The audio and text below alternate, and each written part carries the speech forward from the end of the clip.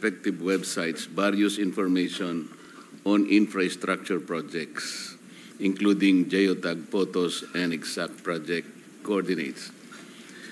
Nangyari po ito, Mr. President, dahil nga po sa ginagawa nating pag-uusisa sa maanumalyang flood control projects. At napatunayan natin na dahil nga po rito sa kawalan ng proper coordinates sa ginagamit ng DPWH, yung IMS nila, yung kanilang PCMA, yung kanilang MYPS, idagdag pa natin yung Survey 123 na sinasabi nilang most accurate, pero hindi rin po ganun ang kinalabasan.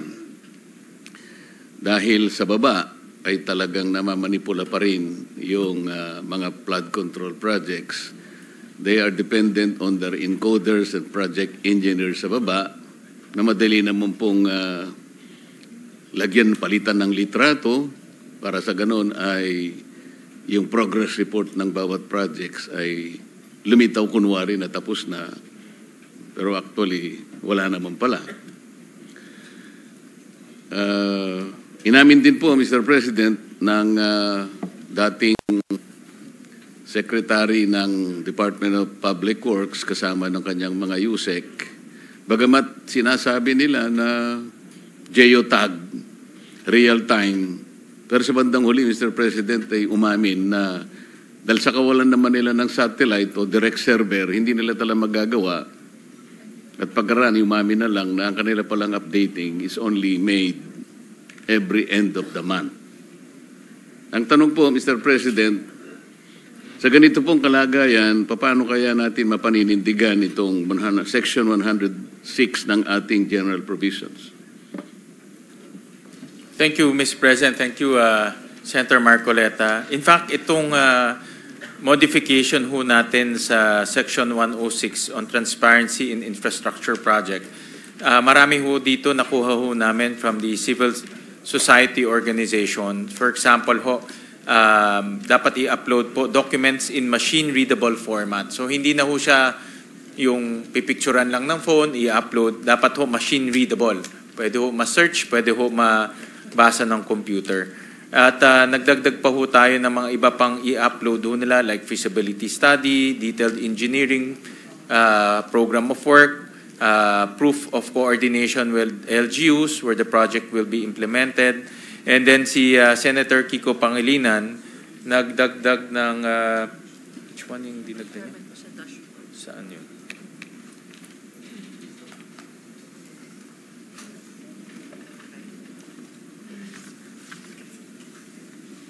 Dashboard. Saan yung word na dashboard? Ito. Senator Kiko Pangilinan po ay nag-amend din ho. All implementing agencies shall maintain an online infrastructure transparency dashboard. So real-time ang makikita na ho natin, accessible to the public, indicating all documents required under this section. So proactive na ho yung pag-upload ng dokumento ng mga agencies, Mr. President. So yun po yung essence nitong modification dito po sa Section 106.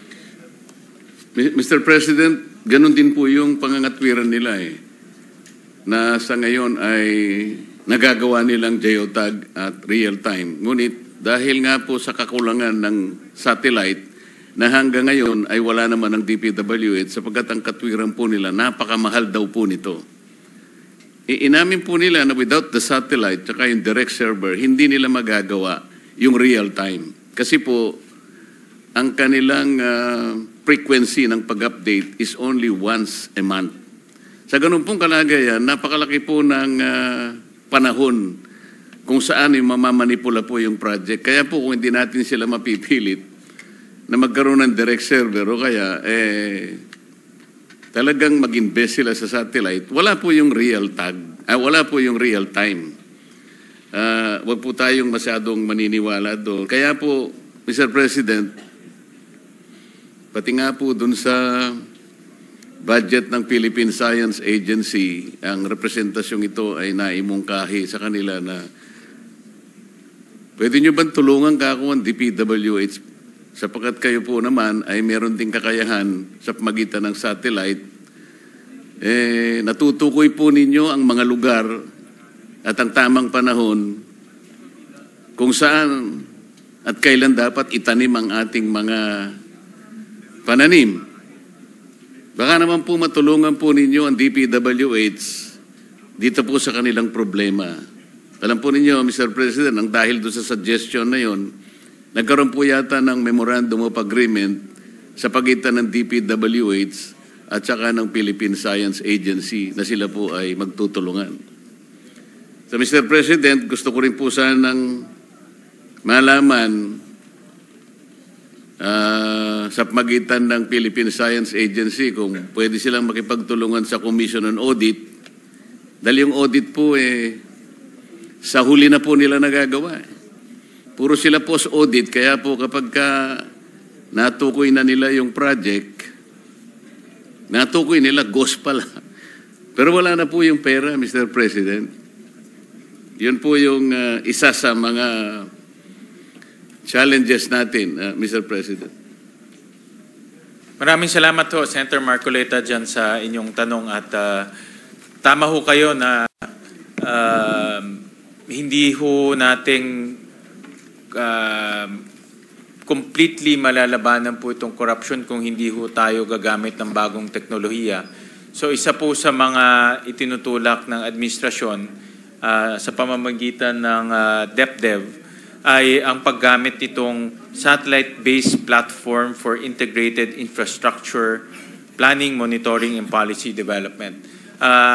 Actually, to date, meron ho tayong mga satellite technologies na sa NAMRIA, bumibili rin ho sila ng mga satellite maps. Sa Philippine Space Agency, may satellites ho tayo. Sa DNR, meron rin ho silang binibiling satellite maps, pero kalat-kalat ho. So ngayon, gagawin ng unified, no? At integrated na po itong satellite technology. At gagamitin to across all different agencies and different applications. Most importantly, the infrastructure projects. So meron hong ganun na move ang DepDev para gamitin itong teknolohiyang ito. Mr. President, yung po palang sinasabi kong PSA, hindi Philippine Science Agency, Philippine Space Agency po, or PhilSA. Correct po. On local sourcing of food products or produce, Mr. President, the committee's proposed new provision on national food purchase and local sourcing requires the government to directly purchase from local farmers and fisherfolk the agricultural produce needed for various projects. Ito po ay nandyan po at sinasaad sa Section 11 po ng Sagip-Saka Act po, Mr. President, o Republic Act 11321. At talaga pong sa Section 11 ay sinasabi naman, national and local government agencies shall directly purchase agricultural and fishery produce or products from accredited farmers and fisherfolk cooperatives and enterprises. Mr. President, 6 na taon pagkatapos po ang batas na ito na sa Sagip-Saka ay naipasa noong 2019. Ano na po kaya yung estado ng Sagip-Saka Act? Ilan na po kaya ang government agencies, both national and local, ang nasa posisyon para sila na po ang direktang bumili ng local produce po ng programang ito?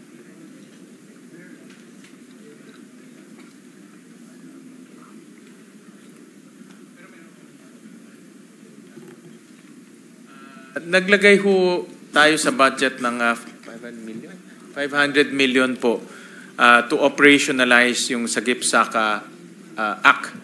At ito po ay kasama na ho dito capacity building, pagbibigay po ng grants sa mga agricultural cooperatives, pagbibigay rin po ng training sa mga local government units. So, meron ho tayong fund na in-establish to operationalize itong Sagip-Saka. dito po sa proposal ho natin. Ang ibig ko pong sabihin, Mr. President, kung meron po tayong datos na pwedeng mapagbasihan, gaano na po karami ang nabili, ano-ano pong mga produce ang nabili natin mula sa ating mga magsasaka at mangingisda. Napakasarap po kasing isipin na kapag nakita natin po yung ganong klaseng mga datos, ay masasabi nating yung pangako ng batas na ito ay naiimplementa po sang-ayon sa kanyang layunin. Hindi lang po tayo nagbigay ng budget. Para sa ganoon matugunan nating ganap. Bakit ganito lang ang binigay nating budget ay napakarami palang direktang nabibili mula sa national and local governments. Meron po ba tayong datos, Mr. President? Magandang tanong ho yan. Mamaya po ay Department of Agriculture ang nakasalang po for their budget. So, tingin ko ho, mas maganda pong maitanong later on na yung datos na yan. I'm sure meron ho silang datos na dala. Salamat po, Mr. President. Kasi po kaya ko po may pipilit na itanong ito dahil sa marami pa rin po na nakikita natin o naririnig, maski sa social media po. Napakarami pong magsasaka na imbes na ibenta po nila yung mga kamatis o kaya yung mga sibuyas o repolyo kaya, tinatapon na lang nila eh. Ang ibig sabihin po nun, Mr. President, parang hindi talaga nabibili. Sayang naman po, lalong-lalo na po yung mga kamatis at sibuyas. Hindi na kayang dalhin sa palengke, sinisira na lamang po. Nakakaawa po yung ganong kalagayan, Mr. President. Meron pa po tayong isang batas, Mr. President, na kung titingnan at babalikan natin. Ito po yung Republic Act 7601 o 06. Kung tawagin po natin ito, Ginoong Pangulo, ay Magna Carta for Small Farmers. Yung pong Section 25 nito ay may pangako na price support sa mga magsasaka po natin. Meron po ba tayong mekanismo tungkol dito sapagkat noong mga nakakarang araw po, pinagtalunan na po natin napakarami pong magsasaka, lalong-lalo na po sa Central Luzon, halos nagmamakaawa rin po na paano pa po kami mabubuhay, sabi nila. Ito pong aming bagong gapas na palay ay bibilin lang ng 7 pesos to 8 pesos per kilo. Yan naman pong sinuwerte kami na nabilad namin ay nasa 11 to 12 pesos. Talaga pong, ito po ay pagbenta ng luging-lugi na po ito eh. Sa kabila po ng merong batas na umiiral, Mr. President, bakit po nagmamakaawa ang ating mga magsasaka kung pag-uusapan po yung presyo ng palay? Meron palang pangako na price support, Mr. President.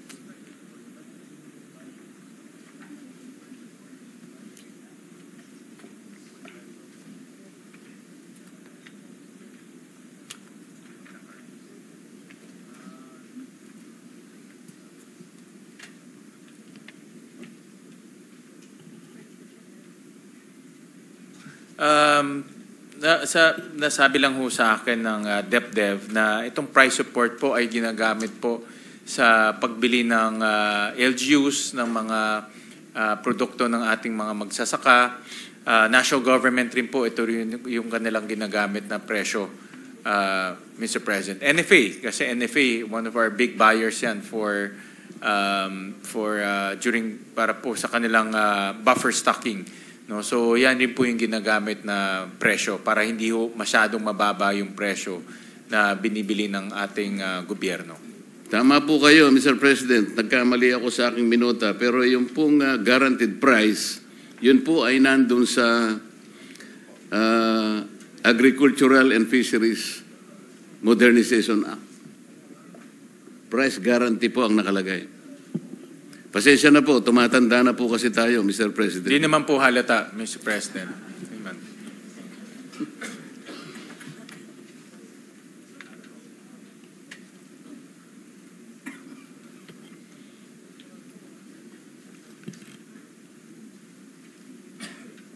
Nandun po sa Agricultural and Fishery Modernization Act. Yun pong price, Price guaranteed price for palay. Correct po. Tama. Sana po ay magkaroon na po ng katuparan yun para sumaya ng konti po yung ating mga magsasaka.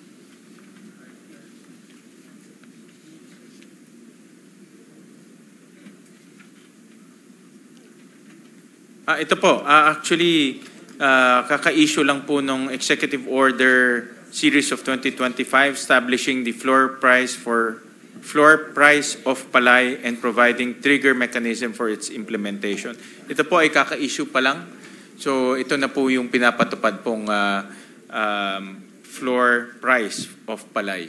Mr. President, yan pong executive order na yan is only a reiteration of the law. Ang tinatanong po natin, paano po magkakaroon ng katuparan? Inulit lang po natin yun sapagkat nasa batas na po talaga yun With or without the executive order, yung batas po kailangan natutupad. Sapagkat yun po ipangako sa mga magsaka para ma-incentivize naman sila, lalong-lalo na po sa panahong ito na alam nila na halos gumagapang po sila upang itaguyod po nila ang kanilang pamumuhay, Mr. President. Opo, Senator Marcoleta, tingin ko ang pinaka magandang matanong ay yung Department of Agriculture na pagtapos nito, sila na po ang sasalang. Salamat po. Sa unprogrammed funds naman po, Mr. President, the provision on priority order under the unprogrammed appropriations has been deleted in the committee report. Ang na-delete ito po. Nevertheless, prioritization of funding of the purposes under the unprogrammed appropriations may be as follows, presented from top priority. At yun nga po ay, yun po sa ilalim nun sa sub-item A, sub-item B, napakarami po nun. Kasama po yung personnel benefits, social services, Government of the Philippines counterpart on FAPs, infrastructure projects, other priority projects authorized within the purposes numbers 1 and 3 to 11. What is the rationale for deleting the priority order? How will the Department of Budget and Management now determine what constitutes priority?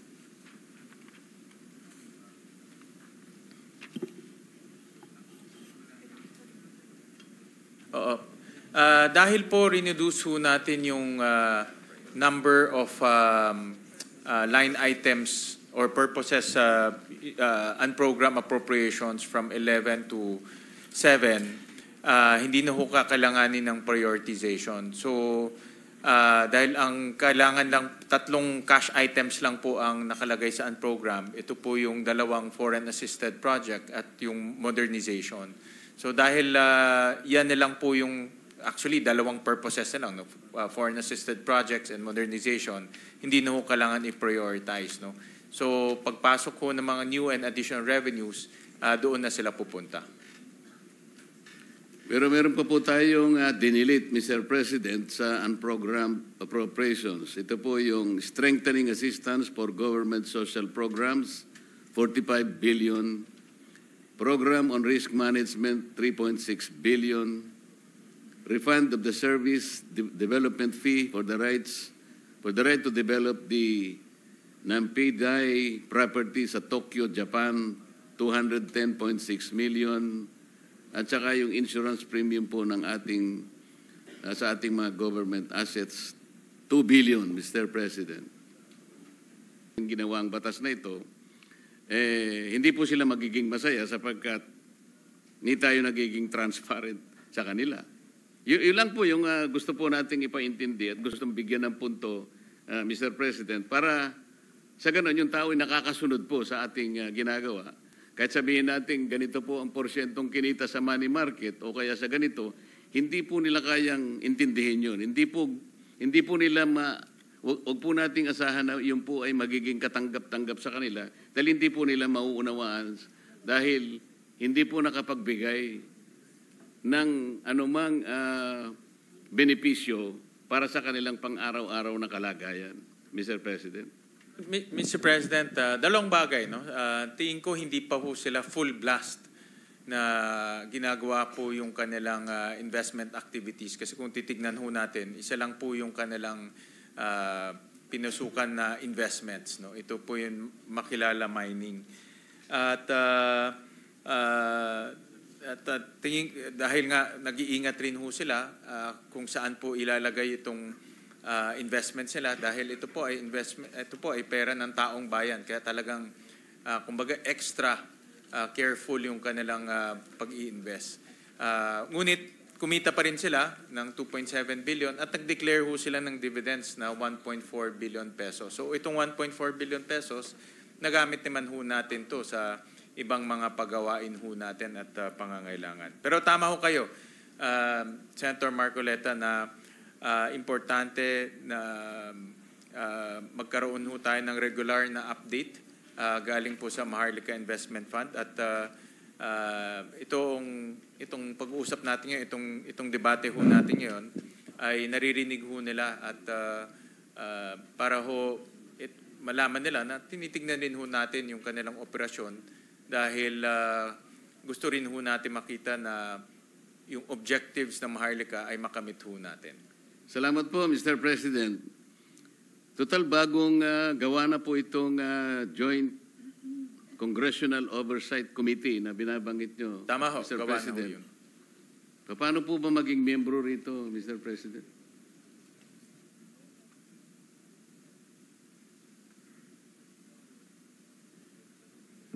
I'm sure nakikinig po ang ating Senate President at siya po ay nag-appoint nitong Joint Oversight. Ayan, done na ho. In-appoint na Member po na ho kayo Mr. ng Joint Congressional Oversight Commission. Isa na lamang po dahil na-appoint na po ako, Correct. Mr. President. Ito pong national ID. Nung nasa House of Representatives pa po ako, Mr. President, meron po silang pinapirma sa amin, pumunta yung isang tropa ng PSA yata yun. Nag-accomplish po kami ng isang formularyo at kami po ay nagbigay din ng mga larawan yata yun.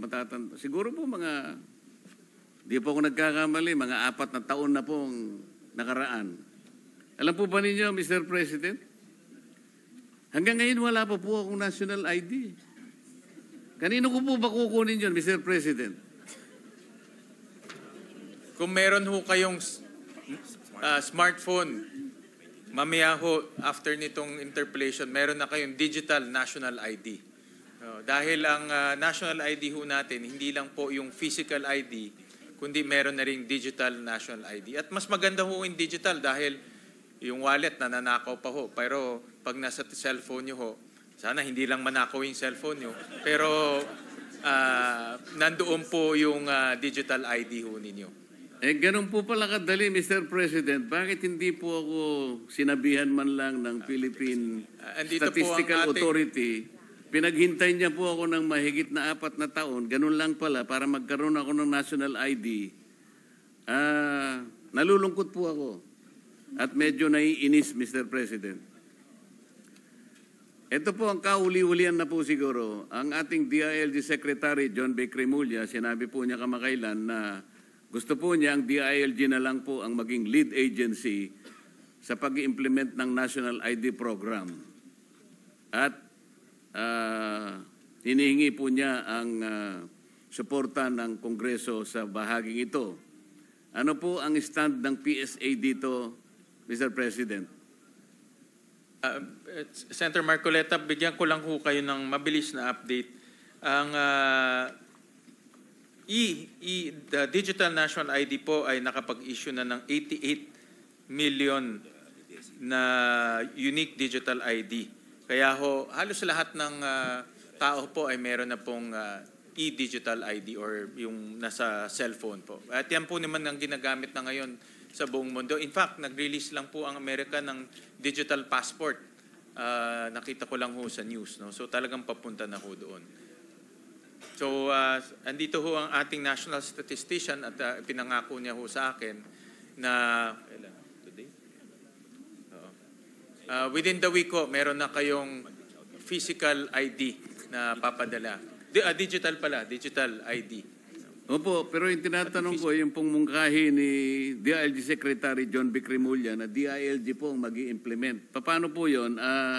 Mawawala na po ba yung, wala pong objection ng agency sa...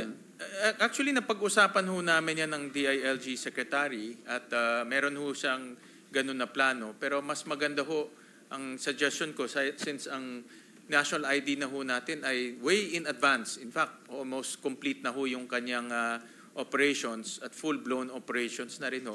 Mas maganda na mag-usap po yung DILG para ma-expand yung application.